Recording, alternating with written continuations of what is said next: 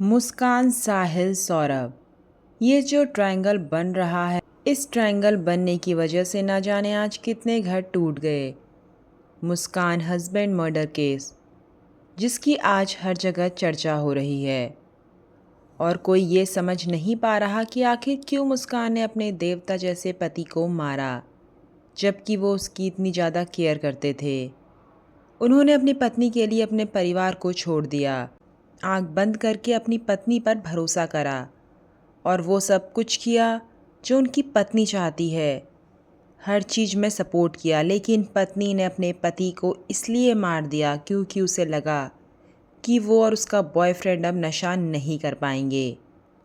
और आपको तो पता ही है कि नशे की लत कितनी ज़्यादा बुरी होती है। तो सिर्फ इस वजह से एक पत्नी ने अपने पति को मार डाला। यहाँ पर आपको बता दें कि मुस्कान की मां ने खुद अपने मुंह से बोला है कि उनकी बेटी ही बदतमीज़ थी। उनके दामाद तो उनकी बेटी को बहुत ज़्यादा प्यार करते थे और बहुत ज़्यादा विश्वास करते थे। उन्होंने साथ में ये भी बताया कि जब उनके दामाद सौरभ लंदन गए थे तब उन्होंने ये भी कहा था उनसे कि मुस्कान को उनके घर छोड़ दीजिए, लेकिन मुस्कान अकेले रहना चाहती थी क्योंकि उसे फ्रीडम चाहिए थी और दूसरा वो अपने माँ बाप के साथ रहकर नशा नहीं कर पाती। यहाँ तक कि मुस्कान और सौरभ की बेटी भी अपने नानू नानी के साथ ही रहती है और आसपास के लोगों को लगता है कि वो उनकी ही बेटी है। इतना ही नहीं, मुस्कान के मम्मी पापा ने इतनी बड़ी बात बोल दी।